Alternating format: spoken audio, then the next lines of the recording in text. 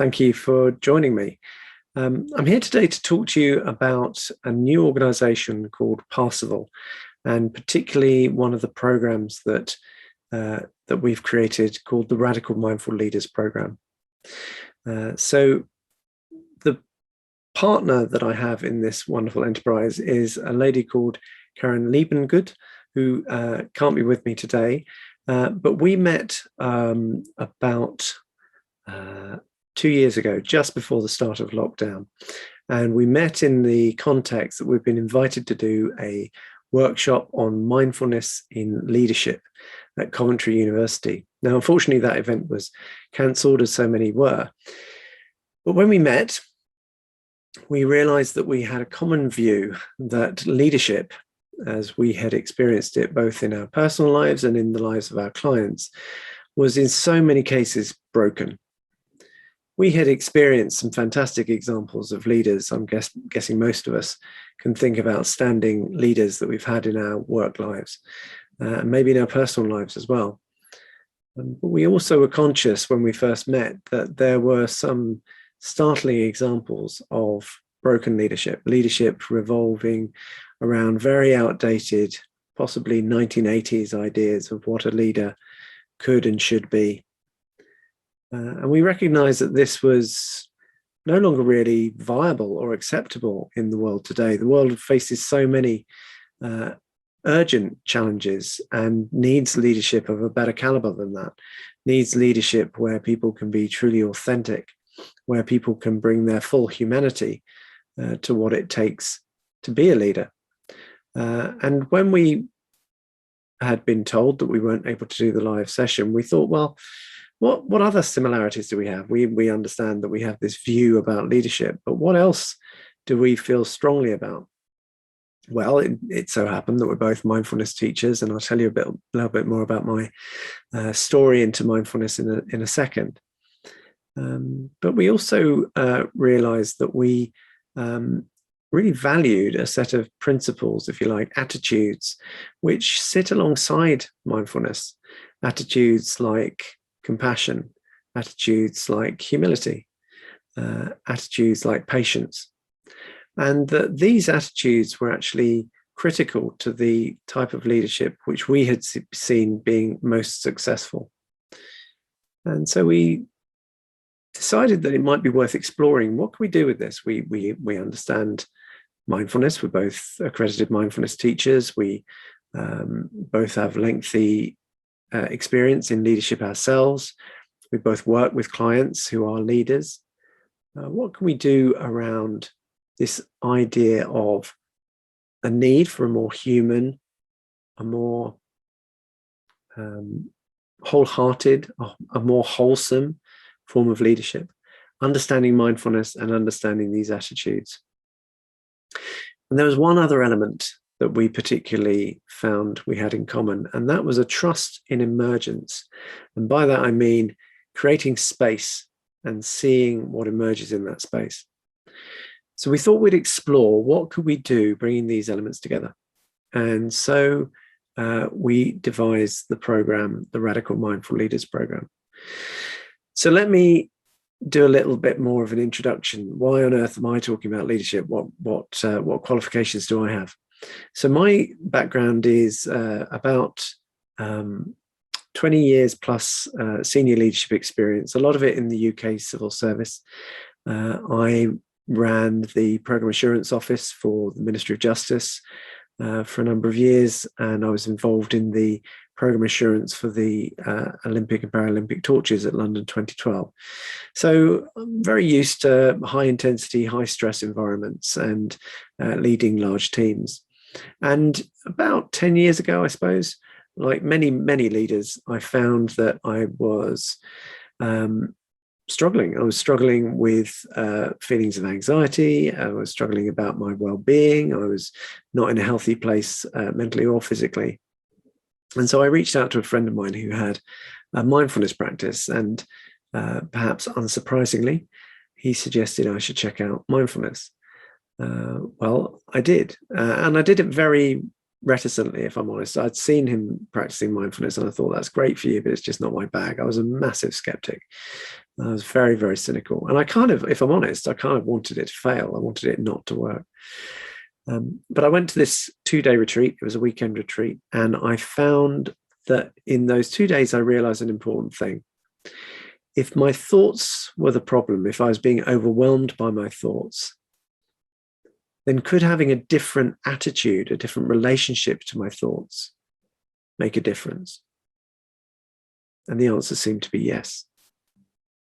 So I thought I'd give it a go. I mean, I didn't have a lot of choice. I wasn't in a great space. So I had a certain desperation. So that was helpful. But I got a book out of the library, and I then read about it, and I started practicing. And within just a few weeks, I noticed a palpable difference. I noticed being calmer. I noticed being more able to pay attention at work. I noticed being able to take a more professional distance from my work and from comments or emails from colleagues. Very quickly, I found that my performance improved. And not long after discovering mindfulness, I was actually offered a promotion, which I can't promise is going to be a net result of taking up mindfulness, but that was my experience. And I have no doubt that that was in part because I had now found a way to navigate my thought processes more effectively, which was directly impacting on my capacity to lead. And very soon I found myself in this new job, which was even more challenging, considerably more challenging than the role that I had been struggling with before. And this for me was just absolute clarity in my own lived experience that this stuff worked. It had to be practical, it had to be pragmatic, and it was working for me. And I told nobody about it because I thought people would think I was very strange. I was, 10 years ago, it's still a little bit viewed as a bit novel, a bit left field, maybe a bit countercultural, whatever. But I certainly wasn't going to admit to anybody that I was practicing mindfulness, not least because I thought it would undermine my credibility and that people might see it as a weakness. So I told nobody about it for about 3 years. It was kind of my secret weapon. And then I found myself on a program called the Major Project Leaders Academy. Now, this is a kind of an MA for project managers, and it's run by Oxford University. So I was in this space with lots of senior leaders from across the civil service, other directors, and more senior people still. And I again had no intention of telling anybody, but over dinner, people were talking about leadership stress and how do they cope and what do they do. And I mentioned mindfulness. And I really did think they were going to sort of pick up their dinner tray and move to the next table, but they didn't. They were, many of them were biting my arm off to hear more about this stuff. And that kind of gave me the confidence to think, well, how can I bring this into my teams? How can I bring this into the way that I work? And increasingly over the next several years, I did exactly that. I brought mindfulness into not just introducing it as a practice that individual leaders, fellow leaders, and other people within the team could develop for themselves, but I also brought it into different aspects of the way that we worked, whether it was highlight reports or the way that we kept focus on the vision of our project or program that we were working on. So that was part of that journey, and then I eventually had the privilege of working on a major program from the outset, and I was able to embed mindfulness in the very way that we delivered the design of the program, and that made a complete game change. We started senior leadership team meetings with mindfulness. We designed the vision that it was actually visible on the walls of the place that we worked, and just in the end, one of my fellow directors said to me as they were leaving that it had been the most collegiate senior leadership team that she had ever worked with. And she put that down to mindfulness. Now, many of us may have experienced senior leadership teams which were anything but collegiate. And so the fact that she put that collegiate approach down to mindfulness was again, hugely impactful on me. And it convinced me that from now on, I wanted to bring this stuff into other teams. And that's why I set up my consultancy. And that's why I wrote my book, Organizational Mindfulness, a How-To Guide. And I know that if Karen was here, she wouldn't mind me saying that she had a very similar journey into mindfulness. She had a lengthy career in translations and had been given a job and was very rapidly promoted into a management position working on translations for DVDs. And so she had a huge amount of responsibility. I gather very little support, and realized that she had to do something to help protect her own mental health and avoid burnout. And so again, she discovered mindfulness and she developed her own practice and has been practicing now for many years. And just as I then set up a leadership consultancy, Karen set up her own coaching consultancy and is now an executive and life coach. And so both of us met with this sort of shared background of an understanding of the power of mindfulness, the transformational effect of mindfulness, but also plenty of stories about where leadership had been shocking, unhelpful, and certainly unproductive in our careers, but also in the people that we were working with in our various private practices. And so we came across the idea of the Radical Mindful Leaders Program. And the Radical Mindful Leaders Program is just that. It's radical because it is looking to enable leaders to be their true selves, to be more fully human. We look to help leaders identify what's holding them back, what's constraining them from being their full human selves in their leadership. And we do this with a simple process by which we have 6 sessions in evenings where we have, they're 2.5-hour sessions, and we look at exploring each other's stories and creating space for people to reflect on their own leadership stories and to hear the leadership stories of others. We also look to deepen people's practice. This program is only available for people who already have a mindfulness practice of some description. And we do that partly because we're aware that at the moment, if you do a standard sort of 8-week mindfulness program where you learn a bit about mindfulness, you don't really have anywhere to go other than to become a mindfulness teacher. I became an accredited mindfulness teacher almost by mistake because I had a leadership role and I wanted to bring mindfulness into my leadership. And the only way I could take my mindfulness practice further was to become a mindfulness teacher. Well, we wanted to offer something for leaders who have a mindfulness practice, but who want to go further with their mindfulness without necessarily having to go down the becoming a teacher route. And so we encourage our participants to deepen their practice through sharing practice with them. We encourage them to explore their leadership journeys. And we also encourage people to look at these attitudes that I mentioned right at the start, attitudes like patience, compassion, humility, and to see during the course of this program how that plays out in their leadership. What do they notice as being different? In addition to the core sessions, we also invite people to take part in 3 shorter sessions, which we describe as being insight groups, where members of that particular cohort meet and practice together and have a chance to share their experience and what's going on for them in their practice in that space, in that safe and quiet space.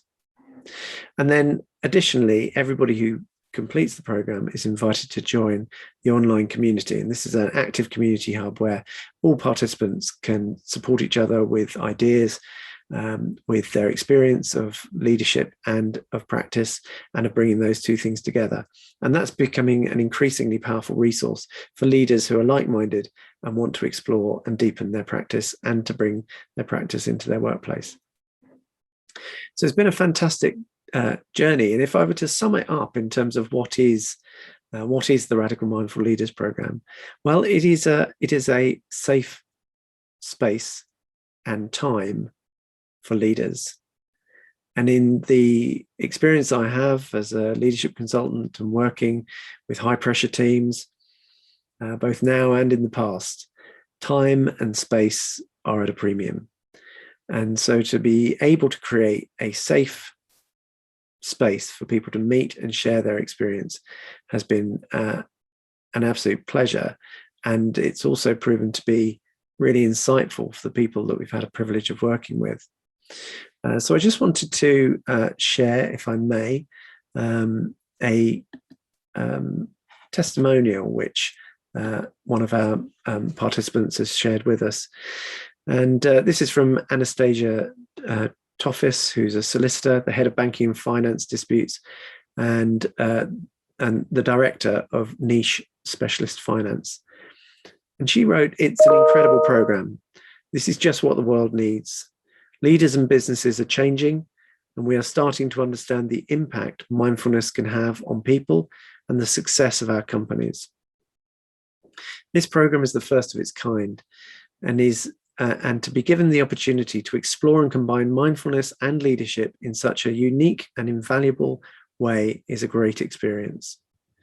It is delivered in a highly effective way and in a trusting and supportive environment.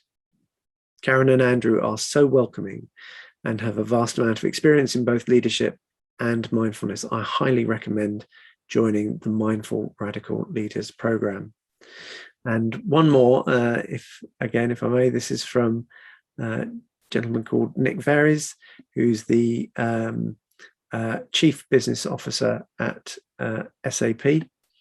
And he describes the program far exceeded my expectations. Andrew and Karen are wonderful, and this is truly a life-changing experience. The outputs, the learning, and friends I've made will stay with me forever. The impact in work and in my personal life was immediate. I feel more anchored and present than I ever have. So great to share those with you, testimonials which demonstrate the effect and power of this space that we're creating.